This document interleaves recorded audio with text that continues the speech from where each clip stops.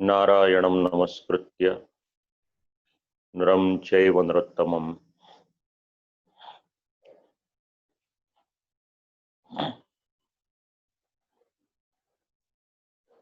देवीं सरस्वतीं व्यासं ततो जयमुदीरयेत्। श्रीमद्भागवत अध्ययन 25 जुलाई 2020 आज सेशन क्रमांक 54 54मु सत्र तृतीय स्कंद चतुर्थ अध्याय। आज श्रावण मास शुक्ल पक्ष पंचमी तिथि। આજના દિવસે ભગવાન શ્રી કૃષ્ણના જ્યેષ્ઠ ભ્રાતા શ્રી બલભદ્રજીનો પ્રાકટ્યનો દિવસ, નાગપંચમી। આ એક વાત। અને બીજી વાત, એક વ્રજવાસીની ગાય ખોવાઈ ગઈ હતી। શોધતા શોધતા શ્રી ગિરિરાજજી પર જાય છે અને એ સમયે નિકુંજ નાયક શ્રીનાથજી બાબાના ઉર્ધ્વભુજાના દર્શન કરે છે। એ વ્રજવાસી બાકીના બધા વ્રજવાસીને બોલાવીને સમાચાર આપે છે અને ઘણા વ્રજવાસીઓ ત્યાં આવે છે। એમાંથી એક વૃદ્ધ વ્રજવાસી બધાને એવું કહે છે કે શ્રી ગિરિરાજજીને આવી રીતે શ્રીહસ્તમાં ધારણ કરીને ભગવાન શ્રી કૃષ્ણએ રક્ષણ કર્યું હતું। આ બધું જાણીને બધાને ખૂબ આનંદ થાય છે અને પછી ભેગા થયેલા વ્રજવાસીઓ વિચાર કરે કે આપણે શું કરી શકીએ। એટલે ગાયનું દૂધ લઈ અને શ્રીનાથજી બાવાની ઉર્ધ્વભુજા એની પર અભિષેક કરે છે। સાથે સાથે સામગ્રી પણ ધરાવે છે અને એના જ અનુસંધાનમાં વ્રજમાં આજના દિવસે વિશેષ કરી અનેક મેળો ભરાય છે, જેમાં હજારોની સંખ્યામાં વ્રજવાસીઓ એકત્ર થાય છે। તો આજના દિવસે લાખો કરોડો વૈષ્ણવોના આસ્થા સ્વરૂપ નિકુંજ નાયક શ્રીનાથજી બાબા શ્રી ગોવર્ધનનાથજીના ઉર્ધ્વભુજાનું પ્રાકટ્ય અને શ્રી બલભદ્રજીનું પ્રાકટ્ય, આ ઉભયોત્સવની આપ સર્વને ખૂબ ખૂબ મંગલ બધાઈ। આપણો પ્રસંગ તૃતીય સ્કંદ ચોથો અધ્યાય 11મા શ્લોકથી આરંભ કરવાનો, જેમાં ભગવાન શ્રી કૃષ્ણ ઉદ્ધવજીને કંઈક ઉપદેશ આપે છે। ઉદ્ધવજી પ્રત્યેના પ્રતિવચન એનો આરંભ થાય છે અને એમાં ઉદ્ધવજીનું પૂર્વનું જે ચરિત્ર એનો કંઈક ઉલ્લેખ ભગવાન કરે છે। શ્રી સુખદેવજી મહારાજ કથા શ્રવણ કરાવે છે રાજા પરીક્ષિતને અને સૂત મહર્ષિ, શૌનક વગેરે ઋષિમુનિઓને। એમાં આ પ્રસંગ કહી રહ્યા છે। વેદાહમંતરમ મન ઇપ્સિતમ તે દદામિ યદ્દર્વાપમન્યૈઃ સત્રે પુરા વિશ્વસૃજામ વસૂનામ મત્સિદ્ધિ કામેન વસોત્વયેષ્ટઃ। કે ઉદ્ધવ, તમારા મનમાં જે છે એ હું જાણું છું અને આજની વાત નથી। આ પૂર્વમાં જ્યારે વસુ તરીકે યજ્ઞમાં સહભાગી થયા હતા, મારું પૂજન કર્યું હતું, ત્યારથી મને આ વાતનો ખ્યાલ છે। ઇદમ વાક્ય મનોવાદકમ, પૂર્વનું ચરિત્ર યાદ કરે છે ભગવાન કે તારા મનમાં જે છે હું જાણું છું। વેદાહમ, મન ઇપ્સિતાંતે.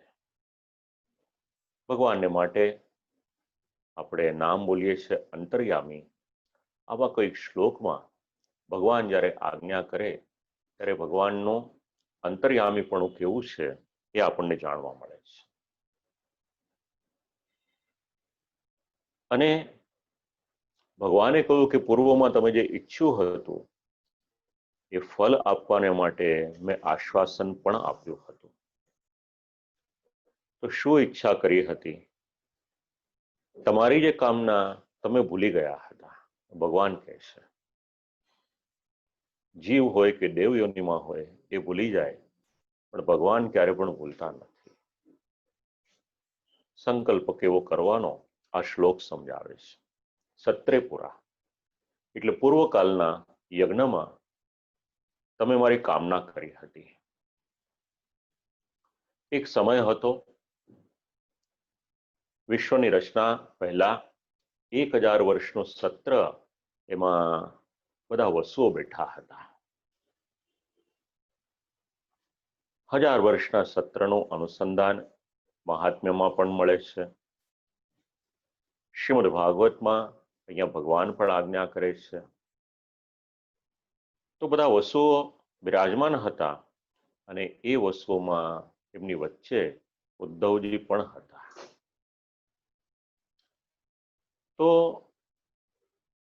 બધાના મનમાં કંઈક ને કંઈક કામના હતી, પણ ઉદ્ધવજી વિચાર કરે કે મારે એમાંથી બીજા કોઈ ફળ નથી જોઈતા. મારે અગર કંઈક મેળવવું છે તો મારે ભગવાનને મેળવવા છે. અને બ્રહ્માને પદ હોય, સાયુજ્ય હોય, એમની સાથેના લોક, એ તો બધો શ્રુતિનો મત છે. પણ ઉદ્ધવજી જે ત્યારે વસ્તુ તરીકે હતા, એમણે વિચાર કર્યો કે મારે બીજું કંઈ નહીં, મારે અગર કોઈક જોઈએ છે તો મારે ભગવાનને મેળવવા છે. આવી એમણે ત્યારે ઈચ્છા કરી હતી. યત ત્વયા મનસી કૃતમ તદેવ દાસ્યામિત્યર્થઃ. ભગવાનનો સ્વભાવ કેવો છે? કોઈ સારો સંકલ્પ હોય અને એમાં પણ ભગવાનને માટેનો સંકલ્પ હોય, યોગ્યતા હોય તો ભગવાન આપે, પણ કૃપા કરવા ઈચ્છે ત્યારે એનો સંકલ્પ પરિપૂર્ણ કરે છે. ભગવાન એ જ અત્યારે આજ્ઞા કરી રહ્યા છે કે હું અત્યારે જે આપી રહ્યો છું એ તો તમારા સંકલ્પ અનુસાર આપી રહ્યો છું. મત સિદ્ધિર મદભાવ પુરુષોત્તમ મમ ભવતુ અહમ વા ભવામી ઇતિ તચ્ચ સર્વથા દુર્લભમ યાગાત. યજ્ઞ કરીએ, યાગ કરીએ, પણ એ બધું જ આપવાને માટે સામર્થ્યવાન નથી. તો ભગવાનની પ્રાપ્તિ એટલે શું? પુરુષોત્તમ મને પ્રાપ્ત થાય, એ પુરુષોત્તમ મારા થાય અને હું પુરુષોત્તમનો થઈ જાઉં, આનું નામ ભગવાનની પ્રાપ્તિ છે. એટલે ભગવાન મારા થાય અને હું ભગવાનનો થઈ જાઉં. હવે આ જે ફલ ઈચ્છ્યું હતું ઉદ્ધવજીએ વસ્તુ તરીકે, યજ્ઞમાં સામર્થ્ય નહોતું કે આ ફલ આપી શકે. તો એ ફલ કોણ આપે? તો યજ્ઞના સામર્થ્યથી ઉપર પણ કોઈકનું સામર્થ્ય છે, તો એ ભગવાન છે.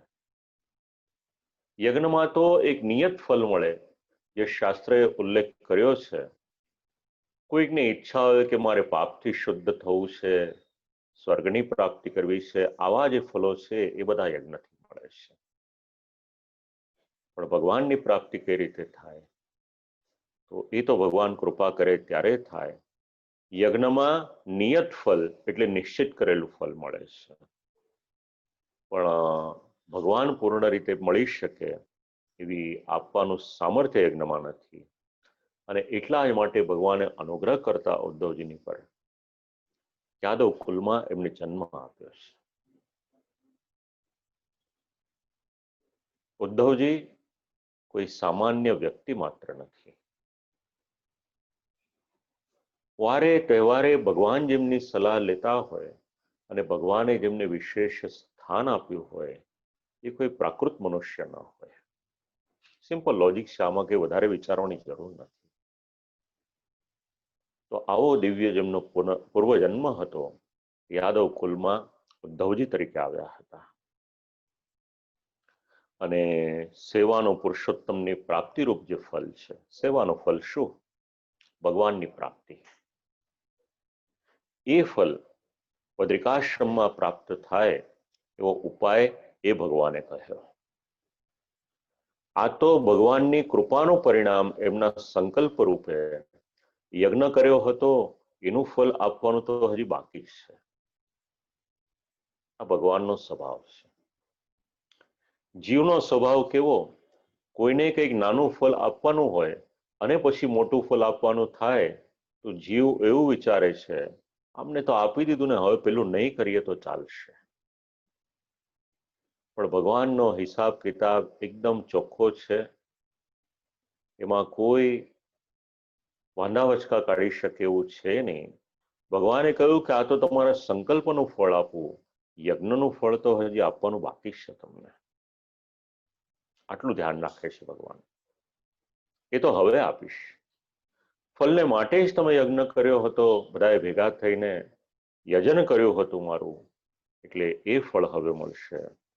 તો શું ફલ આપવાનું, કેવી રીતે આપવાનું, આવો પ્રશ્ન થાય. એટલે 12મા શ્લોકમાં એનો ઉલ્લેખ કરે, સ એષ ભાવશ્ચરમો ભવાના માસાદિતસ્ય મદનુગ્રહોય. કંઈક યાદ આવ્યું કહું આપ લોકોને. આ શ્લોકે શ્લોકે કથા કરવાનું મને શીખવાડ્યું હતું ગોલોકવાસી પૂજ્ય શ્રી પ્રદ્યુમ્ન શાસ્ત્રીજી. મારા પિતાજીની પેટર્ન આખો કોન્સેપ્ટ બેસ જે આપણા આદિત્યભાઈ બોલે છે. અને શ્લોકે શ્લોકે જ્યારે મને ભણાવવાની શરૂઆત કરી, સમજણ હતી નહીં એટલી બધી. પૂછ્યું મેં કે આમ ક્યારે મેળ પડશે? તો મને કહ્યું કે તું કરને, થઈ રાખશે, બસ એટલું જ. અને પછી ઠાકોરજીની કૃપાથી આ પદ્ધતિ, જે મૂળ પદ્ધતિ હતી શ્રીમદ ભાગવતની, આજથી લગભગ 32 વર્ષ પહેલા ઠાકોરજીની કૃપાથી આ બધું શીખવા મળ્યું હતું. સ એષ ભાવશ્ચરમો ભવાનામાસાદિતસ્તે મદનુગ્રહો યત યન્મામ નૃલોકાન રહ ઉત્સૃજંતમ દિષ્ટ્યાદૃશ્વાન વિશદાનુવૃત્યા. કયું ફળ આપવાનું, કેવી રીતે આપવાનું? તો ભગવાન હવે આજ્ઞા કરે છે, ઉદ્ધવ, આ તારો અંતિમ જન્મ છે. ભગવાનની મૈત્રી છે એમની સાથે. તો અંતિમ જન્મમાં શેને માટે કહી રહ્યા છો? મદનુગ્રહો યત. તને મારી કૃપાની પ્રાપ્તિ થઈ છે. અને એકાંતમાં નરલોકને છોડતા હતા, કોઈને દર્શન ના થાય. કલ્પના કરી જુઓ, ભગવાનનો આટલો મોટો પરિવાર છે. વ્યક્તિને બાકીના બધા પરિવારની કરતા પણ એની પત્ની હોય, એનો પુત્ર હોય, એ વધારે વાલો હોય. તો અત્યારના સમયે આટલી બધી પત્નીઓમાંથી કોઈ નથી, કોઈ મહારાણી નથી, કોઈ પટરાણી નથી, અત્યંત પ્રિય એવા પાત્રો પણ નથી. અને છેલ્લા સમયે કોઈકની પર અનુગ્રહ કર્યો છે, તો અનુગ્રહ કર્યો છે ઉદ્ધવજીની પર. રહ ઉત્સૃજંતમ. એકાંતમાં આ સ્થાનને છોડતી વખતે ભગવાનના અનુગ્રહને કારણે ઉદ્ધવજીને ભગવાનના દર્શન થયા છે. ભગવાનની કૃપા. યદ્યસ્મિન જન્મની મદનુગ્રહ પ્રાપ્ત મમાનુગ્રહ ફલસૂચકો અંતિમ જન્મનો અપ્યંતિમત્વમ સાધયતિ. અપ્યંતિમત્વમ સાધયતિ.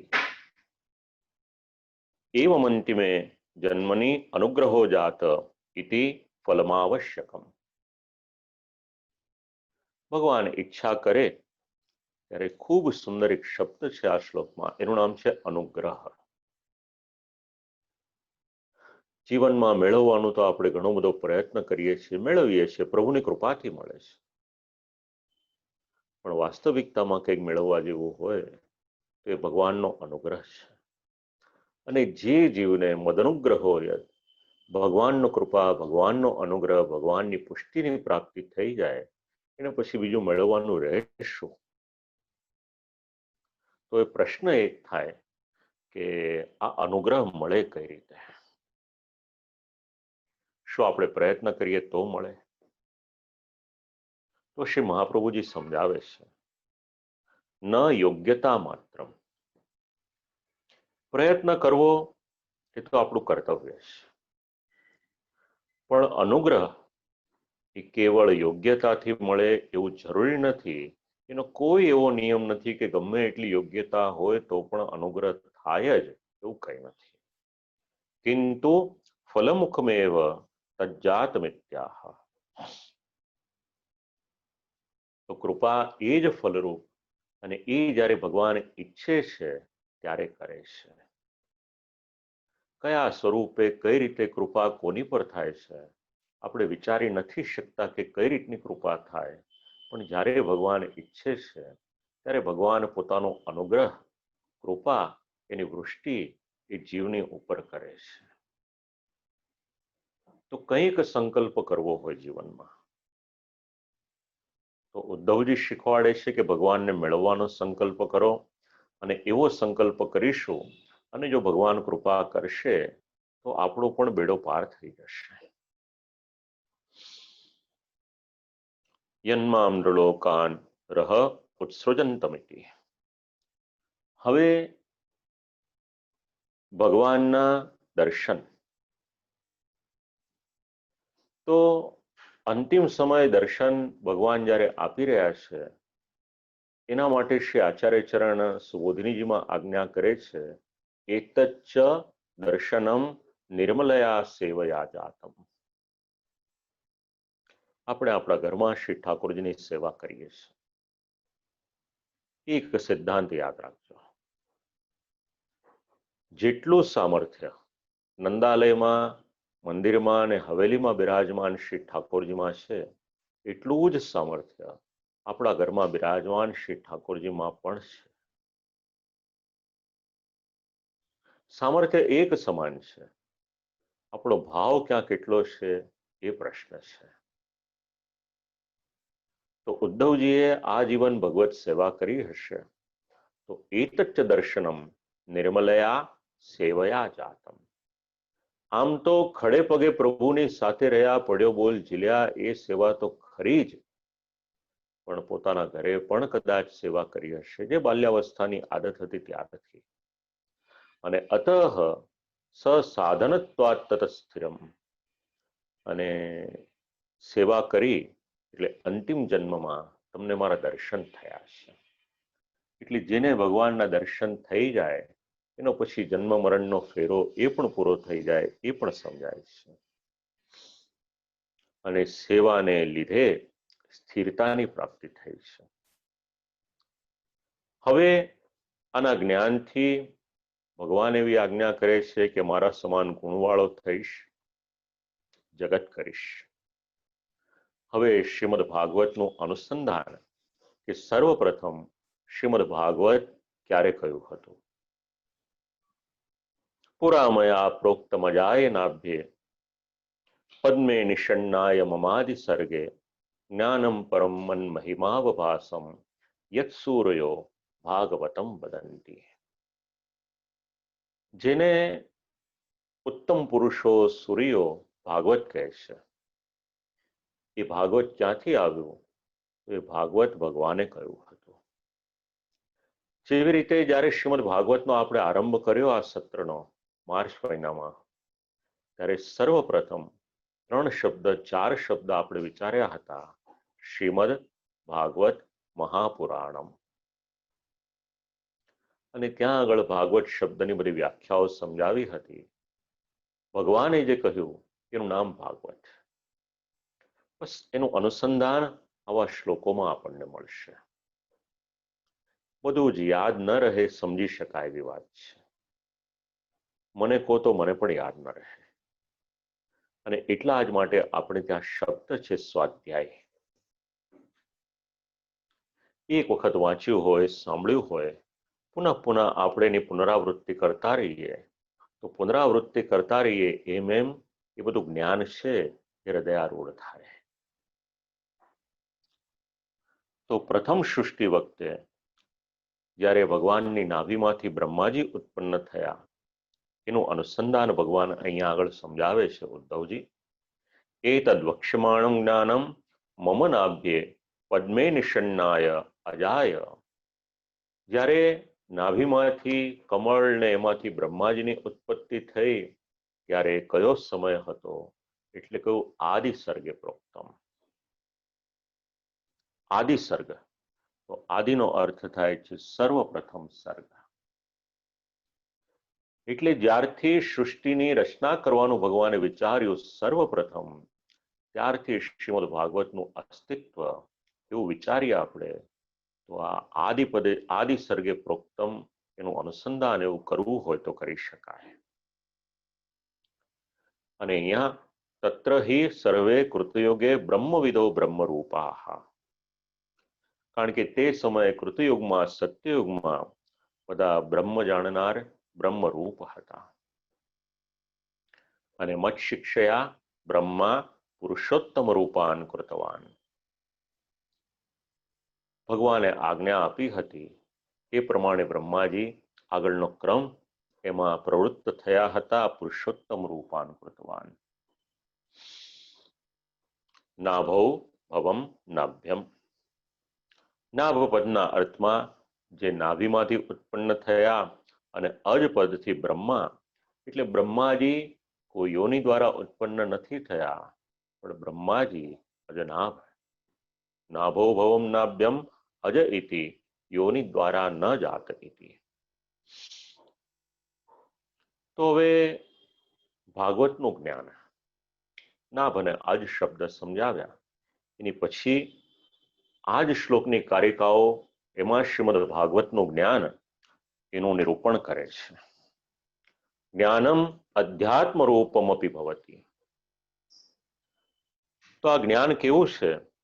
તો કોઈ લૌકિક જ્ઞાન નથી, પણ ઉપનિષદમાં જે જ્ઞાનનું નિરૂપણ હોય એવું અધ્યાત્મ રૂપ એવું જ્ઞાન છે. અને એટલા જ માટે શ્રીમદ ભાગવતમાં શબ્દો છે અધ્યાત્મ દીપ મતિત દૃશ્યતાંતમોંધમ. રૂમમાં અંધારું હોય, ખંડમાં અંધારું હોય, લાઇટ કરીએ પ્રકાશ આવી જાય, એવી જ રીતે જેમના હૃદયમાં શ્રીમદ ભાગવત રૂપી અધ્યાત્મ દીપ પ્રજ્વલિત થાય, ઉપનિષદનું આ અધ્યાત્મ જ્ઞાન જેમના હૃદયમાં આવી જાય, એમના હૃદયમાં કોઈ દિવસ અંધકાર થતો નથી. પછી એના હૃદયમાં જ્ઞાનનો પ્રકાશ એ કાયમને માટે ફેલાયેલો રહે છે. અને આ શ્રીમદ ભાગવત અધ્યાત્મ જ્ઞાન, તેમાં નિરૂપણ શું કર્યું છે? મન મહિમ્નોવ ભાસો યત્રેતિ યસ્મિન જ્ઞાને મમ પુરુષોત્તમત્વમ ભાસતે. જે જ્ઞાનમાં ભગવાન પુરુષોત્તમના સ્વરૂપનું મહિમા એ પ્રકાશિત છે. એટલે જો ભગવાનને ઓળખવા હોય તો એના માટે શ્રીમદ ભાગવત છે. જો ભગવાનનું મહાત્મ્ય જ્ઞાન જાણવું હોય તો એના માટે શ્રીમદ ભાગવત છે. અને મહાત્મ્યને બતાવવાવાળા ગુણ, કર્મ, શક્તિઓ અને અલૌકિક સામર્થ્ય. મહાત્મ્ય પ્રતિપાદકા ગુણાહા. મહાત્મ્યનું પ્રતિપાદન કરનારા ભગવાનના ગુણો, જે પહેલા સ્કંદના 16મા અધ્યાયમાં સારી રીતે આપણે શ્રવણ કર્યા કે ભગવાનના ગુણો ભૂતલ પર ન રહ્યા તો પૃથ્વીને કેટલો બધો શોક થયો હતો. અનેક અનંત ગુણો છે ભગવાનના. તો એ ગુણોનું નિરૂપણ શ્રીમદ ભાગવતમાં છે. પછી છે કર્માણી, એટલે ભગવાને કરેલા કર્મ, ભગવાને કરેલી લીલાઓ એનું નિરૂપણ શ્રીમદ ભાગવતમાં છે. ભગવાનની દિવ્ય શક્તિઓનું નિરૂપણ શ્રીમદ ભાગવત કરે અને સાથે સાથે અલૌકિકમ ચ સામર્થ્યમ. કુર્મા અવતાર લઈ અને મંદરાચલ પર્વતને પીઠ ઉપર ધારણ કરવો ન હોય એ ભગવાનનું અલૌકિક સામર્થ્ય. 7 દિવસને માટે શ્રી ગિરિરાજજીને ધારણ કરવાના હોય એ ભગવાનનું અલૌકિક સામર્થ્ય. ગમે એવા અસુરો આવે એનો વધ કરવાનો હોય એમને મુક્ત કરવાના હોય, આ ભગવાનનું અલૌકિક સામર્થ્ય. અને સાથે સાથે જે ઉચ્ચ કક્ષાના પાત્રો છે ભાગવતના, એમને યથા યોગ્ય ફલ આપવાનું હોય, એ ભગવાનનું અલૌકિક સામર્થ્ય છે. તો સામાન્ય રીતે લૌકિક લાગતી ક્રિયાઓ એ તો ભગવાનની દિવ્ય એવી અલૌકિક લીલાઓ છે. એનું પ્રતિપાદન ક્યાં મળશે? એનું નિરૂપણ શ્રીમદ ભાગવતમાં મળશે. આ બધું જ જેમાં પ્રકાશિત છે. એતત સર્વમ યત્ર ભાસતે. તો ભગવાનનું સ્વરૂપ શ્રીમદ ભાગવતમાં પ્રકાશિત સ્વરૂપ છે. આમ ડલ હોય કે ડાર્કનેસ વાળું હોય કે એકદમ મુરઝાયેલું હોય, એવું સ્વરૂપ નથી ભગવાનનું. એ તો જીવ એવો થઈ શકે કારણ કે આનંદનો અંશ તિરોહિત થઈ ગયો. આ તો સચ્ચિદાનંદ છે. અને જ્યાં સચ્ચિત ને આનંદના ત્રણેય ગુણો છે, ત્યાં આગળ તો પછી પ્રકાશ પ્રકાશ અને પ્રકાશ જ હોય. જે શ્રીમદ ભાગવત સમજાવે સ્વાંગમ અર્થ પ્રદીપમ, આ ભગવાનનું સ્વરૂપ છે. જે નિરૂપણ કરે કે ધર્મ પ્રોજ્યતે તવોત્ર પરમો, એનો વિચાર કરીએ. જન્માદ્યસ્ય યતોન્વયાદિતરતશ્ચાર્થેષ્વ વિઘ્ન સ્વરાટ, તો સ્વરાટ શબ્દનો વિચાર કરીએ. આવા ઘણા બધા શબ્દો વિચારીએ ત્યારે ખબર પડે કે ભગવાનનું આ ભાષિક જે સ્વરૂપ છે, પ્રકાશિત સ્વરૂપ છે, આ શ્રીમદ ભાગવત છે. ભક્તિને રહેવાનું ઘર પણ ભાગવત, અને ભગવાનને રહેવાનું સ્થાન ભગવાનના ગુણો સહિત આપણને ક્યાંકથી જાણવા મળે તો એ પણ ભાગવત છે. કારણ કે ભગવાને પોતાનું તેજ પતરાવ્યું છે શ્રીમદ ભાગવતમાં. તદ ભાગવતમ ઇતિ લોકે પ્રસિદ્ધમ. આવું ભગવાનનું દિવ્ય જ્ઞાન, દિવ્ય સ્વરૂપ, દિવ્ય મહાત્મ્ય, દિવ્ય ગુણો જેમાં નિરૂપણ કરવામાં આવ્યા છે, એને વિશ્વમાં કઈ રીતે જાણવામાં આવે છે, એટલે વિશ્વના લોકો એને ભાગવત એ પ્રમાણે જાણે છે. સૂર્યો એમ કહે છે મહાત્મ્યમાં, પહેલા સ્કંદના 3 જે મંગલાચરણના શ્લોકો છે, પ્રથમ સ્કંદના પ્રથમ અધ્યાયના, એમાં પણ આપણને આ શબ્દ મળે છે, યત સૂર્યા. અહીંયા આગળ પણ એ જ શબ્દ મળે છે. તો આ શાસ્ત્ર વાદીનામપી વાદ એવ, વાદીઓનો પણ વાદ એવું આ શાસ્ત્ર છે. ગમે એટલો શાસ્ત્રાર્થ કરો, એનો અંત આવી ન શકે. તો જ્ઞાનને માટે શાસ્ત્રની એક મર્યાદા છે. જ્યાં સુધી પૂછે નહીં ત્યાં સુધી કહેવાય નહીં. અને જ્યારે જ્ઞાન માટે પ્રશ્ન પૂછે ત્યારે એની કક્ષાનો ખ્યાલ આવે. તો એનું જ કંઈક વાત કરી રહ્યા છે. તો ભગવત કૃપાવાળા ભક્ત એની અવસ્થાનું નિરૂપણ અને સાથે સાથે એમના મનમાં રહેલી જે ક્યુરિયોસિટી હતી એ આપણને જાણવા મળે. 14મો શ્લોક. ઇત્યાદૃતોક્ત પરમસ્ય પુંસઃ પ્રતિક્ષણાનુગ્રહભાજનોહમ સ્નેહોત્તરોમાં સ્વલિતાક્ષરસ્તમ મુંચન શુચ પ્રાંજલિરાવવાશે. હવે આદર થયો ભગવાનના દ્વારા, ક્ષણે ક્ષણ પરમ પુરુષની કૃપાને પાત્ર એ થયા. સ્નેહને લીધે એમના એક એક રૂવાડા એ ઊભા થઈ ગયા છે. એવા ઉદ્ધવજી આંખમાંથી અશ્રુપાત થયો છે, બે હાથ જોડી અને પ્રભુને વિનંતી કરી રહ્યા છે. ઇત્યાદૃતોક્ત પરમસ્ય પુંસઃ. આટલા સમય સુધી એમની પર કદાચ કાળનું શાસન હશે, પણ અત્યારે ભગવાને જ્યારે કૃપા કરી તો હવે ઉદ્ધવજીને ખ્યાલ આવ્યો કે કાળ પણ મારું કંઈ પણ કરી શકે એમ નથી, કારણ કે ભગવાને કૃપા કરી છે. અનુભવ્યું એમણે. તો ક્ષણે ક્ષણે કૃપાને પાત્ર થયા છે. યાદવો તો કરોડોની સંખ્યામાં હતા, અને કરોડોની સંખ્યામાં હોવા છતાં પણ પ્રતિક્ષણાનુગ્રહભાજનોહમ, એક એક ક્ષણે ભગવાનની કૃપાને આ ભગવાનના સેવક અનુભવી રહ્યા છે. આનું નામ ભગવાનનો સેવક. જે અવસ્થામાં હોય એને ક્યારેય પણ ભગવાનને માટે કોઈ પણ પ્રકારની ફરિયાદ ન હોય, ઠાકોરજીની કૃપાને સતત એ અનુભવે રાખે. લૌકિકમાં કદાચ કંઈક અનિષ્ટ થઈ પણ જાય તો પણ એનું મન વિચલિત ન થાય. હરી ઈચ્છા બળવાન છે કહીને આગળ વધતો રહે. ભગવાનની કૃપા થઈ અને એ કૃપા કેવા શ્રી આચાર્ય ચરણ સમજાવે છે. સમુદ્રના મોજાનું દ્રષ્ટાંત આપે છે. સમુદ્રના મોજા કેવા હોય? સમુદ્રમાંથી એ મોજાઓ કિનારા સુધી આવે અને પાછા એ મોજાઓ એના એ જ જલમાં રહી જાય અથવા તો પાછા વળી જાય છે. 20, 30, 50 ફૂટ સુધી પાછા જાય અને સમુદ્રમાં વિલીન થઈ જાય. તો જેમ જળ સમુદ્રમાં મોજાઓનો લય થાય છે, તો સમુદ્રમાંથી આવેલા મોજાઓ એ સમુદ્રમાં જ સમાપ્ત થઈ ગયા અને પાછા એમને જ પામી ગયા અને એમનો લય પણ એમાં થઈ ગયો. પણ ભગવાનની કૃપા કેવી થઈ? ભગવાનનો આ જે કૃપારૂપી સમુદ્ર હતો એ પાછો ભગવાનમાં નથી સમાઈ ગયો. એ કૃપાનો અનુભવ કર્યો છે ઉદ્ધવજીએ. એટલે એ કૃપા બહાર છલકાઈ છે અને એ જે કૃપા હતી આ ભગવાનના સેવક એને અનુભવી રહ્યા છે. કેટલા સુંદર સમજણ આપે છે શ્રી આચાર્ય ચરણ. સિદ્ધાંત તરત આપણે સમજી જઈએ, બિલકુલ મગજ ચલાવવું ન પડે. સમુદ્રના મોજાઓનું દ્રષ્ટાંત આપીને સમજાવી. અને જેની પર ભગવાનની કૃપા થાય એનું પરિણામ શું આવે તો શ્રી આચાર્ય ચરણ એ પણ સમજાવે છે. ક્યારેક આપણી નજરમાં કોઈ ભગવદીય જીવ આવા લક્ષણો વાળા આવે તો જીવનમાં સમજજો કે આ જીવની પર ભગવાનની કૃપા થઈ છે. દરેક કાર્ય પ્રયત્ન પુરુષાર્થ પરાક્રમથી સિદ્ધ નથી થતું. એની સાથે સાથે જ્યારે કૃપા ભળે છે ત્યારે બાકીનું બધું જે છે એ વધારે શોભાયમાન થઈ જાય છે.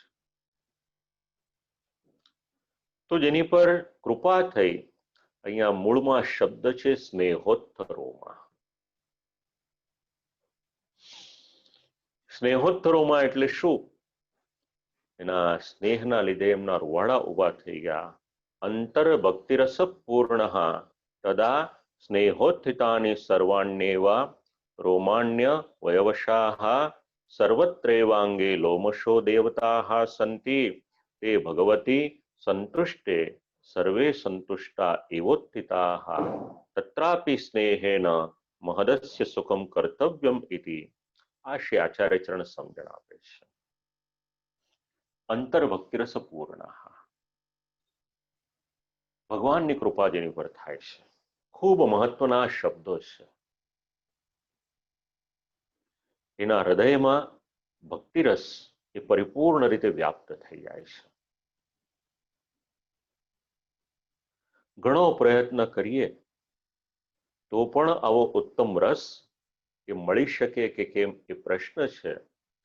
પણ જ્યારે ભગવાન અનુગ્રહ કરે છે ત્યારે આપણા હૃદયમાં કેવળ અને કેવળ આ ભગવાનનો દિવ્ય રસ છે કૃપાનો, એને આપણે અનુભવી શકીએ. અને એ રસ કયો? એટલે ભક્તિ રસ. સાહિત્ય શાસ્ત્રમાં રસના અલગ અલગ પ્રકાર છે. પણ આપણે જે માર્ગમાં છીએ તો આપણા માટે ઉત્તમ રસ કયો? તો આપણા માટે ઉત્તમ રસ અગર કોઈક હોય તો એ ભક્તિ રસ છે. અને જેનામાં ભક્તિ રસ આવે એનું પરિણામ શું આવે? શ્રી આચાર્ય ચરણ સમજાવે છે. તદા સ્નેહોત્થિતાની સર્વાણ્યેવા રોમાણ્યવ યવશાહ. એટલે શરીરમાં રહેલા રૂવાડા. આ જે ભક્તિરસ એમનામાં હતો એના કારણે શરીરના એક રૂવાડા એ ખૂબ જ આનંદની અનુભૂતિ કરી રહ્યા છે. રૂવાડા ઊભા થઈ ગયા છે. અને શ્રી આચાર્ય ચરણ તો એનાથી પણ આગળ વાત કરે. સર્વત્રૈવાંગે લોમશો દેવતા. કોઈ રૂવાડું એવું નથી કે જેનો સંબંધ કોઈ દેવતાની સાથે ન હોય. તો એમાં જે દેવતાઓ રહેલા છે એ દેવતાઓ પણ પ્રસન્ન થયા છે. તે ભગવતી સંતુષ્ટે સર્વે સંતુષ્ટા એવોત્થિતાઃ. વિચાર કરે છે આ રૂવાડાઓમાં રહેલા દેવતાઓ કે જેની પર ભગવાન પ્રસન્ન થઈ ગયા, તો અમારે તો પછી બીજો કોઈ વિચાર કરવાનો હોય જ નહીં. ભગવાનની પ્રસન્નતા એ જ અમારી પ્રસન્નતા, અને એ પ્રસન્નતાની અભિવ્યક્ત કરવાને માટે આ દરેક રૂવાડા એ આનંદની અનુભૂતિ કરે છે ભક્તિ રસના દ્વારા, અને ઊભા થઈ ગયા છે. રોમહર્ષણ શબ્દ સમજાવ્યો હતો પહેલા સ્કંદમાં. બસ અનુસંધાન લેવું હોય તો અહીંયા આગળ જે સ્નેહોત્તરોમાં એની સાથે લઈ શકો છો. તત્રાપી સ્નેહેન મહદસ્ય સુખમ કર્તવ્યમિતિ. અને જ્યાં આગળ સ્નેહ આવે છે ત્યાં આગળ અલૌકિક સુખ એની પ્રાપ્તિ થાય છે. અને આવું જ્યારે અનુભવવા લાગ્યા તો ભગવાનના આપેલા આ ભક્તિ રસમાં અને કૃપાના સાગરનો જે અનુભવ થયો, એ દિવ્ય બધી વસ્તુઓ એક એક કરીને તત્વો પ્રાપ્ત થયા. એનું પરિણામ શું આવ્યું? તો એ સેવકની પરિસ્થિતિ શું હોય? હવે ઉદ્ધવજીની પાસે બોલવાને માટેના શબ્દો નથી. સ્નેહનો આ સ્વભાવ છે. ભક્તિરસ જ્યારે આવી રીતના હૃદયમાં આવી જાય છે તો બોલવાને માટેના પછી શબ્દો એના ઓછા પડે છે, અને ત્યાં પછી શબ્દોની જરૂરિયાત હોતી પણ નથી. જ્યાં સ્નેહની ભાષા છે, જ્યાં પ્રેમની ભાષા છે, જ્યાં ભક્તિની ભાષા છે, ત્યાં આગળ પછી બીજી કોઈ વૈખરીની જરૂરિયાત રહેતી પણ નથી. એ તો સેવ્ય અને સેવક એ બંને એ ભાષા સારી રીતે સમજે છે. એટલે બોલવાનો પ્રયત્ન હતો, એ પ્રયત્ન પણ છોડી દીધો એમણે. અને એ જેવો પ્રયત્ન છોડી દીધો એટલે નેત્રમાં આંસુ પડવા લાગ્યા. હવે થોડુંક મન સ્વસ્થ થયું, બે હાથ જોડ્યા છે અને વિચાર કર્યો, મારા સ્વામીએ મારી પર અનુગ્રહ કર્યો તો મારે એ પ્રભુને પ્રસન્ન કરવા જોઈએ, વધારે મારું ફરજ છે સ્તુતિ કરવી જોઈએ. એટલે પ્રાર્થના કરવાને માટે પહેલા જ સાધન સહિતનું જ્ઞાન હતું એ પણ જતું રહ્યું. હવે ગદગદ વાણી એના દ્વારા પ્રાર્થના કરે છે. પોતે ઈચ્છેલું એનું અનુસંધાન લે છે. કોન્વીસતે પાદ સરોજ ભાજામ સુદુર્લભોર્થેષુ ચતુર્ષ્વપીહ તથાપિ નાહમ પ્રવૃણોમિ ભૂમન ભવત્પદાંભોજ નિષેવણોત્સુકાહ. પ્રભુ, આપના શ્રીચરણ કમલ, તો ભગવાનના શ્રીચરણ કમલને આપણે નિત્ય સ્પર્શ કરીએ છીએ, દંડવત પ્રણામ કરીએ છીએ જો સેવા કરતા હોઈએ તો ઈશ ભગવાનને વિનંતી કરે છે, ઈશેતિ સંબોધનમ સર્વ સામર્થ્ય બોધનાય. ભગવાન દરેક પ્રકારના સામર્થ્ય વાળા છે એટલે ભગવાનને ઈશ કહ્યા. તે પાદ સરોજ ભાજામ સંબંધીશું. હવે આપના શ્રીચરણ કમલની પ્રાપ્તિ વાળો જેમને સંબંધ થયો છે, પછી એને ચાર પ્રકારના પુરુષાર્થની શું ઈચ્છા કરવાની? એના પુરુષાર્થ તો બધા પરિપૂર્ણ થઈ ગયા. જે પણ પુરુષાર્થ હોય એ પ્રભુ આપની જ્યારે કૃપા થઈ, આપના શ્રીચરણ કમલના સંપર્કમાં આવ્યો, અનુગ્રહ થયો, એટલે ચારે ચાર પુરુષાર્થ એ પરિપૂર્ણ થઈ ગયા. અને પ્રભુ આ પૃથ્વી એ પણ આપના શ્રીચરણ રૂપ છે. જે માતા પોતાના બાળક ઉપર અનુગ્રહ કરે એમ પૃથ્વી પણ આ વિશ્વના લોકોની પર અનુગ્રહ કરે છે. અને પ્રભુ જે જીવ આપનું ભજન કરે એટલે તાપાપનોદશ્ચ ત્વદ્ભજને સ્વતઃસિદ્ધ. ભજનનો અર્થ થાય છે સેવા. તો જે પણ પ્રભુ આપની સેવા કરે એના તાપ અને ક્લેશ આ બંનેનો નાશ થાય છે. ઘણા બધા સિદ્ધાંતો આજે આપણે વિચાર્યા. દર વખતે એવું થાય કે થોડાક શ્લોકો વધારે લઈએ, પણ જે પણ પ્રભુની ઈચ્છા હશે. અત્યારના જે મહામારી ચાલી રહી છે, ઘણા લોકો ડરેલા છે, ઘણા લોકો ગભરાયેલા છે, ઘણાને ફ્રસ્ટ્રેશન છે, કામ ધંધાથી લઈ, નોકરીથી લઈ, આજીવિકાથી લઈ, સંબંધોથી લઈ ઘણી બધી તકલીફો છે. તો આવું કોઈક વાક્ય જો કલાકમાંથી આવું પણ કંઈક કામ લાગી જાય તો પણ પર્યાપ્ત છે. શ્રી આચાર્ય ચરણ સમજાવે છે કે ભગવાનના ભજનથી તાપ અને ક્લેશ આ બંનેનો નાશ થાય છે. અને એટલા જ માટે જેવી રીતે ગજેન્દ્ર ચરિત્ર આપણને સમજાવે છે, વિપત્તિમાં તમારી ને મારી માટે કોઈ સાધન હોય એનું નામ છે હરિનું સંસ્મરણ. જેટલો સમય આપણે શ્રી ઠાકોરજીની લીલામાં, કથામાં, સેવામાં રોકાયેલા હોઈએ છીએ, પાઠમાં, નામ સ્મરણમાં રોકાયેલા હોઈએ છીએ, એટલો સમય તો કોરોના હોય કે કંઈ પણ હોય આપણા મન ઉપર એની અસર નથી. અને શ્રી ઠાકોરજીની કૃપાથી આવતીકાલે આવો જ એક વિષય, આમ તો રવિવાર છે પણ એક વિશેષ વક્તવ્ય છે આવતીકાલે સાંજે 5 થી 6 દરમિયાન.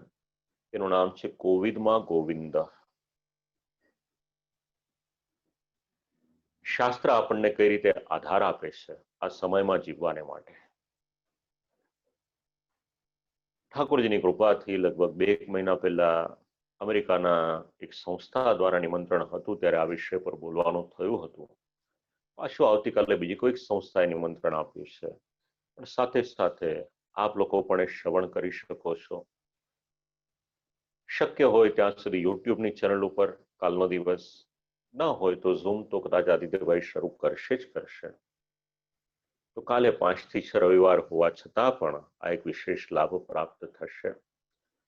ભજનથી તાપ અને ક્લેશ આ બંનેનો નાશ થાય છે.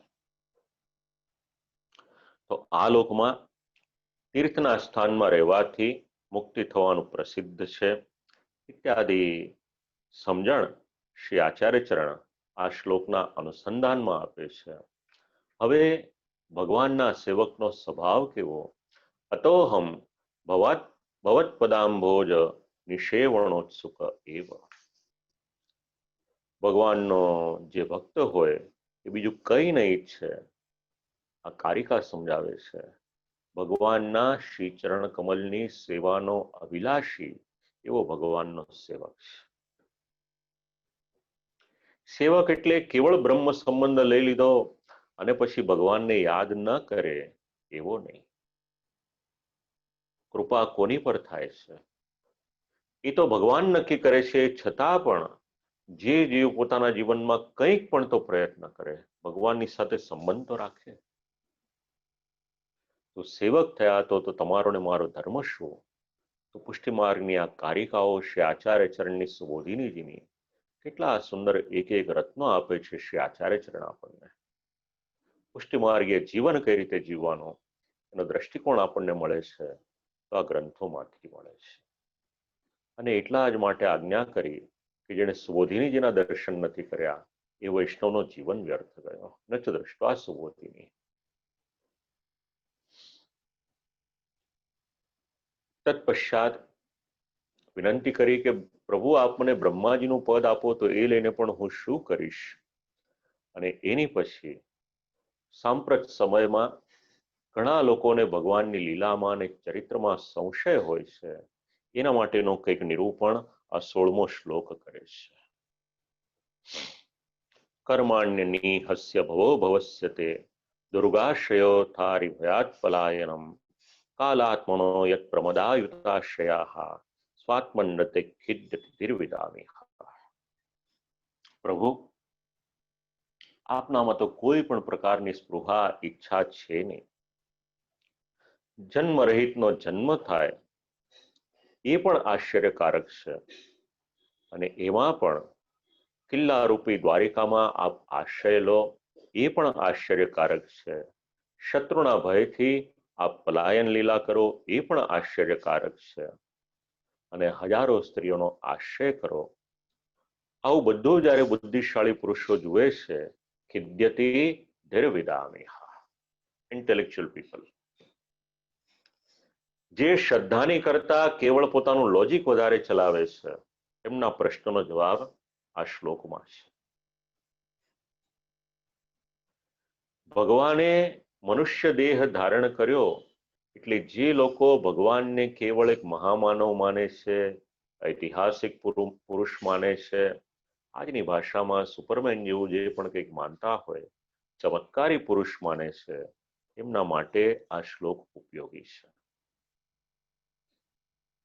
ભગવાનની કેટલીક લીલાઓ, એમાં લોકોને સંદેહ થાય અને એમાં પણ ખાસ કરીને પોતાની બુદ્ધિમાં સ્ફુરેલા ભગવાન સંબંધી વિરુદ્ધ કર્મો એ તો સેવામાં પણ વિઘ્ન કરનારા છે. તો આટલા સામર્થ્યવાન હોવા છતાં પણ ભગવતો વિરુદ્ધાની કર્માણી સ્વબુદ્ધો સ્ફુરિતાની બાધકાની. ભગવાનમાં સંશય કરો, ભગવાનની લીલામાં સંશય કરો, તો એ તો બુદ્ધિની એક સીમા છે. તો ત્રયો દોષા બુદ્ધો સ્ફુરંતી. બુદ્ધિની શુદ્ધિ ખૂબ જરૂરી છે. જો બુદ્ધિ શુદ્ધ નહીં હોય તો ત્રણ દોષ આવશે એમાં. તો બુદ્ધિની શુદ્ધિ કઈ રીતના થશે? તો જે રીતે ભીષ્મ પિતામહે કરી અંતિમ સમયે ઇતિમતિ રૂપકલ્પિતા વિતૃષ્ણા, કે પ્રભુ આ બુદ્ધિ આપના શ્રીચરણમાં સમર્પિત કરી દીધી. આપણે પણ કરીએ છીએ. પ્રાતઃકાલમાં ઠાકોરજીના સન્મુખ હોઈએ અને સર્વસ્વ સમર્પણ જ્યારે કરીએ છીએ, ગદ્ય મંત્ર બોલીએ છીએ, ત્યારે આપણે પણ આપણી બુદ્ધિ સમર્પિત કરીએ છીએ. પણ આપણું સમર્પણ છે એ કેવળ વાચિક સમર્પણ છે. વાચિકની સાથે સાથે જ્યારે માનસિક સમર્પણ પણ થઈ જશે, ત્યારે આપણી બુદ્ધિ પણ શ્રી ઠાકોરજીને સ્વીકારી લેશે કે આપણું બધું જ કંઈક છે તો એ ભગવાન છે. અને જ્યાં સુધી બુદ્ધિના દોષ દૂર નહીં થાય, ત્યાં સુધી બુદ્ધિશાળી કહેવાતા પુરુષોને ભગવાનની લીલામાં શંકા થશે. અને બુદ્ધિના દોષ દૂર કરવાને માટે એક આપણી પાસે ઉત્તમ પ્રકાર કહીએ તો શ્રી ઠાકોરજીએ જે અંગીકાર કરેલું છે, ભગવાનને જે ધરેલું છે, એવું જે પ્રસાદી અન્ન છે એને આપણે લઈએ તો શ્રીમદ ભાગવત એવું પ્રમાણ આપે છે કે એના દ્વારા ધીરે ધીરે કરતા બુદ્ધિની શુદ્ધિ થાય છે. અને એ શુદ્ધ થયેલી બુદ્ધિને પોષણ કોણ આપે? તો શાસ્ત્રના વિચારો એને પોષણ આપે છે. કપડાની શુદ્ધિને માટે એને ઉજળા રાખવા માટે આપણે બહુ પ્રયત્નશીલ છીએ, સારું છે, જરૂરી છે. પણ કપડાની સાથે સાથે કાળજાની શુદ્ધિ પણ જરૂરી છે. ખિદ્યતે ધીરવિદામિહ, તો ત્રયો દોષા બુદ્ધો સ્ફુરંતી. ત્રણ પ્રકારના દોષ એની બુદ્ધિમાં થાય છે. કથમ ભગવાન સ્વકીયમ સ્થાનમ મથુરામ પરિત્યજ્ય શત્રુભયાત પલાયિતો દ્વારકાખ્યમ દુર્ગમાશ્રિતાઃ કથમ વા કાલયવનાત પલાયતે કથમ વા સ્વરૂપાનંદઃ સ્વભોગાર્થમ સ્ત્રી સહસ્ત્રમ પરિગૃહ્ણાતિ ઉપભુંક્તે ચતાઃ. લોકોના મનમાં ત્રણ પ્રકારની શંકાઓ, બુદ્ધિનો મોહ તેનું નિરૂપણ કરી રહ્યા છે. એક, ભગવાને પોતાનું સ્થાન મથુરાનો ત્યાગ કરી અને શત્રુના ભયથી ભાગીને દ્વારકા નામના કિલ્લામાં આશ્રય કેમ કર્યો? આ બુદ્ધિશાળીઓ વિચારે છે. નિરાકરણ તો શ્રીમદ ભાગવતમાં આપ્યું જ છે. શેને કારણે દ્વારિકામાં પધાર્યા છે. બીજો, કાલયવંતી શેને માટે નાઠા, એનું પણ સમાધાન શ્રીમદ ભાગવત કરે છે, સુબોધિનીજી કરે છે. અને ત્રીજી, સ્વરૂપથી આનંદરૂપ ભગવાન છે, તો પોતાના ભોગ માટે હજારો સ્ત્રીઓ કેમ ગ્રહણ કરી? આપણે આગળ એ તો વિચાર્યું હતું કે આ સ્ત્રીઓ કોઈ લૌકિક સ્ત્રીઓ નથી, પણ પૂર્વજન્મની દેવાંગનાઓ એવી આ સ્ત્રીઓ છે. તો આવા જ્યારે દોષ આવે છે તો સેવા કરનારને સેવામાં એ બાધક રૂપ બને છે. હવે ઉદ્ધવજી કહે છે કે પ્રભુ, આટલા બધા સામર્થ્યવાન આપ હોવા છતાં પણ જ્યારે જ્યારે પ્રસંગ આવતો હતો ત્યારે ત્યારે આપ મને સલાહને માટે બોલાવતા હતા. અને એટલું જ નહીં, જે પ્રમાણે હું કહું એ પ્રમાણે આપ કરતા પણ હતા. સ્વયં સર્વજ્ઞ સર્વજ્ઞ ઇવ મંત્રેશો મામપુહૂય કર્તવ્યમ પૃચ્છતિ ઉક્તમ ચ કરોતિ. શીખવા જેવું છે ભગવાનની પાસે. બીજાને મોટા બનાવવા કઈ રીતે અને જે વ્યક્તિ જે હોદ્દા પર હોય એનું ગૌરવ કઈ રીતે જાળવવાનું, આ શ્રીમદ ભાગવતનો આખા વિશ્વને એક સંદેશ છે ભગવાનના જીવનના દ્વારા. જે વ્યક્તિ જે હોદ્દા પર છે, જે પદ ઉપર છે, એનું સંપૂર્ણ ગૌરવ જાળવવાનું શિખામણ શ્રીમદ ભાગવત આપે છે. અને એ પણ ભગવાન પોતાના આચરણ દ્વારા સમજાવે છે. મહામંત્રી છે ઉદ્ધવજી, બૃહસ્પતિજી પાસે ભણ્યા છે. એવું નહોતું કે ભગવાનમાં પોતામાં સામર્થ્ય કે બુદ્ધિ હતી નહીં, બધું જ હતું. એ છતાં પણ ભગવાન પોતાનો શિષ્ટાચાર ભૂલતા નથી. આ ભાગવતનો સંદેશ કહી રહ્યા છે અત્યારે ઉદ્ધવજી કે પ્રભુ આપ મને બોલાવતા પૂછતા એટલું જ નહીં, ફોર્માલિટી માટે પૂછવાનું હતું નહીં. આ પૂછીને જે પ્રમાણે સલાહ આપે એ પ્રમાણે ભગવાન શ્રી કૃષ્ણ ઉદ્ધવજી જે પ્રમાણે કહે એ પ્રમાણે કરતા પણ હતા. ભાગવતમાં પ્રમાણ છે એના. તો આ બધું જ આપ કરતા હતા. તો આપના ચરિત્ર અમારી બુદ્ધિ એને મોહ પમાડે. એમાં પણ ભગવાને જ્યારે પૂતનાના પ્રાણરૂપ રાવણનું પાન કર્યું એ ચરિત્ર મોહ પમાડે. નિર્વિકાર અજન્મા હોવા છતાં પણ વિકારોના કારણરૂપ જન્મ ધારણ કરે છે ભગવાન, એનાથી મોહ થયો. બધાનો સંહાર કરનાર અને બધાને વશ રાખનાર કાલરૂપ ભગવાન પોતાના રક્ષણને માટે દ્વારિકામાં પધારે છે, એનાથી આશ્ચર્ય થાય. તો આવી બધી લીલાઓ એનું અત્યારે સ્મરણ કરી રહ્યા છે ઉદ્ધવજી. મંત્રેશુ માંબા ઉપહૂય મુકુંઠિતા ખંડ સદાત્મબોધ. ખૂબ જ્ઞાન છે ભગવાનમાં. જરાસનનો વધ કરવા રાજાઓએ પ્રાર્થના કરી, બધું જ જાણતા હતા ભગવાન કે મારે શું કરવું જોઈએ. એ છતાં પણ ભગવાન ઉદ્ધવજીને પૂછે છે કે ભાઈ અત્યારના આ મુશ્કેલી આવી છે, શું કરવાનું. અને એ સમયે આહુય બોલાવીને એમને પૂછ્યું હતું. તો બધા જ શાસ્ત્રોનું જ્ઞાન ભગવાનને છે અને એ પણ તીક્ષ્ણ જ્ઞાન છે. એ જ્ઞાનને કાટ નથી લાગ્યો. એ છતાં પણ ભગવાને આ બધું પૂછ્યું. અને તમે સ્વામી છો તો આજ્ઞા આપી, સલાહ આપો, આ બધું યાદ કરે છે. અને ખૂબ મહત્વનો એક સિદ્ધાંત જે વૈષ્ણવ લખતા હોય, આમ તો આજે ઘણા બધા સિદ્ધાંતો આવ્યા છે પ્રભુ કૃપાથી, તો એક ખૂબ મહત્વનો સિદ્ધાંત શ્રી આચાર્યચરણ સમજાવે છે.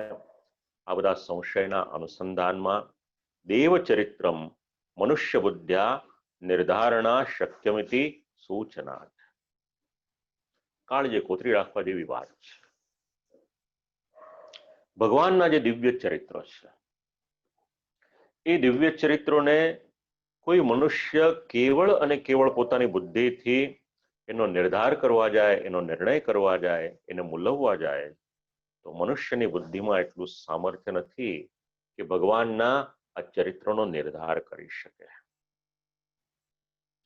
જેઓ નાસ્તિક છે, જેમને ભગવાનના ચરિત્રને માટે શંકા છે, જેમને ભગવાનની લીલાને માટે શંકા છે, એમણે શ્રીમદ ભાગવતના આ બધા શ્લોકો અને એની સાથે સાથે શ્રી આચાર્યચરણનો જે મત છે ખાસ કરીને વાંચવા જેવો છે, વિચારવા જેવો છે. અને આમ કરતા કરતા વિનંતી કરી કે પ્રભુ આપ મને શ્રીમદ ભાગવતજીનું જ્ઞાન આપો. જ્ઞાનમ પરમ સ્વાત્મરઃ પ્રકાશમ પ્રોવાચ કસ્મૈ ભગવાન સમગ્રમ અપિક્ષમમ નો ગ્રહણાય ભર્તર વદાંજસાય દ્વજનમ તરેમ. વિનંતી કરું છું બધી જ શક્તિઓ અને આપના મર્મને પ્રકાશ કરનારું અને સાથે સાથે અમે જેને ગ્રહણ કરી શકીએ એવું અને દુઃખને પણ તરી જઈએ એવું જે દિવ્ય જ્ઞાન છે એ જ્ઞાન અમને આપો. ખૂબ મહત્વનો સિદ્ધાંત મળે છે. શ્રીમદ ભાગવતની સપ્તાહ તો આપણે શ્રવણ કરીએ છીએ, પણ કેવું શ્રીમદ ભાગવત સાંભળવાનું, આ શ્લોકની કારિકા વાંચીએ તો આપણને સમજાય છે. પૂર્વોક્તો સ્માકમ યો મોહા સ્વજ્ઞાન કૃત ઇતિ. ઉપર જે અમારા મોહની વાત કરી એ મોહ શેને માટે થયો? તે મોહ થયો છે અજ્ઞાનને કારણે. અને અવિદ્યાના 5 પર્વ અને વિદ્યાના 5 પર્વ બે વાત. તો અજ્ઞાનની નિવૃત્તિ ક્યારે થાય? જેવી રીતે અંધકારનો નિવૃત્તિ એ પ્રકાશ દ્વારા થાય, એવી રીતે અજ્ઞાનની નિવૃત્તિ એ જ્ઞાન દ્વારા થાય છે. અને જ્ઞાન ક્યાંથી મળી શકે?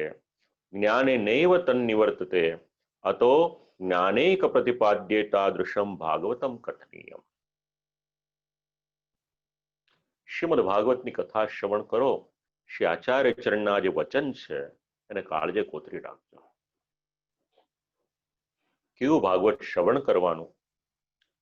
તો જ્ઞાનનો ઉપદેશ જેમાં હોય એવું ભાગવત આપ શ્રવણ કરાવો, આવી વિનંતી અહીંયા કરી છે. ખૂબ મહત્વની આ એક વાત છે. શાંતિથી વિચારજો, હું એનું વધારે વિવરણ નથી કરતો. અને જ્ઞાન કેવું એ તો પહેલા જ સ્કંદમાં સમજાવ્યું હતું કે જ્ઞાન એ તો ભક્તિ સહિત જોઈએ, એકલું જ્ઞાન ન જોઈએ. એટલે આવા દિવ્ય જ્ઞાનને માટે શ્રીમદ ભાગવત જે જ્ઞાન સહિત છે, જ્ઞાનનો ઉપદેશ કરનારું છે, એવું શ્રીમદ ભાગવત એ અમને શ્રવણ કરાવો. કારણ કે જ્ઞાન અને અજ્ઞાન એકબીજાના વિરોધી છે. જ્યાં આગળ જ્ઞાન આવશે ત્યાં અજ્ઞાનને સ્વતઃ જતા રહેવું પડશે. ખૂબ જ ચોકસાઈથી, ચવટાઈથી, સાવધાન રહી અને આવું કંઈક શ્રવણ કરો. અને ભગવાનની જ્યારે ઈચ્છા મુખ્ય હોય તો ઈચ્છાથી એવું જ્ઞાન એ પ્રાપ્ત થઈ શકે અને અજ્ઞાન એ નાશ પામે છે. તો જે જ્ઞાનથી આ રહસ્ય પ્રકટ થાય એવા જ્ઞાનરૂપ ભાગવત ભગવાને બ્રહ્માજીને આપ્યું હતું. આખી પરંપરા સમજાવી અને એ જ્ઞાન કેવું એટલે વિનંતી કરી છે. જ્ઞાને ઇદમ રહ પ્રકાશ્યતે તાદૃશ્ય જ્ઞાનરૂપમ બ્રહ્મણે ભગવતા પ્રોક્તમ ઇતિ કસ્મૈ પ્રોક્તમ. અને આ બોલતા બોલતા એવી આજ્ઞા કરી. ભગવાને ભાગવત કોને આપ્યું એ પરંપરા સમજાવી અને સાથે સાથે તજ્ઞાનમનો અસ્માકમ ગ્રહણાય ક્ષમમ ચેત તદા વક્તવ્ય. ખૂબ નિખાલસતાથી વાત રજૂ કરી કે આવો જ્ઞાનનો ભંડાર છે, તો જો અમારી યોગ્યતા હોય, આપને લાગતું હોય તો કૃપા કરી અને જ્ઞાન આપો. મારી પર આપની કૃપા થઈ છે એટલે સમજવામાં તો મને સાનુકૂળ થશે જ, અને એ જ્ઞાન મને પ્રાપ્ત થશે તો દુઃખનો જે સાગર હશે એ પણ હું તરી જઈશ. આવી વિનંતી એ સમયે કરવામાં આવી છે. હવે કોઈ મોટી વ્યક્તિ હોય, આપણે એમની પાસે જઈએ કે અમારું આટલું કામ કરવાનું છે, તો એ મોટી વ્યક્તિ હોય એ આપણને કહે કે ભલે ત્યારે તમારું આટલું કામ કરવું છે તો મને થોડોક સમય આપો, તમારું કામ થઈ જશે પણ એના માટે થોડોક સમય લાગશે. તો ભગવાનને આવી વિનંતી કરી હોય તો આટલી મોટી વિનંતી હોય એના માટે થોડોક સમય તો આપવો પડે ને પ્રભુને. તો એ સમય આપણે વિનંતી કરીએ પ્રભુને કે જે જ્ઞાન કૃપા કરી અને ઉદ્ધવજીને આપવાનું હતું, આખી જે પરંપરા શ્રીમદ ભાગવત સમજાવે છે, તો આજનો જે પ્રસંગ છે એને આપણે અહીંયા સુધી રાખીએ અને ફરીથી પાછા આપણે જ્યારે હવે મંગળવારે મળીએ છીએ ત્યારે આની આગળનું જે દિવ્ય ચરિત્ર છે એને આપણે લઈશું. ખૂબ મનમાં એવી ઈચ્છા હોય છે કે થોડી સ્પીડ રાખીએ, પણ જે પ્રભુની ઈચ્છા હશે એ પ્રમાણે પ્રભુ કરાવે છે. તો આજની વાણીને અહીંયા આગળ વિરામ આપું અને પુનઃ એક વખત આપ સર્વને ભગવત સ્મરણ અને સર્વને આશીર્વાદ આપી અને આજના સત્રને અહીંયા વિરામ આપું છું. અસ્તુ.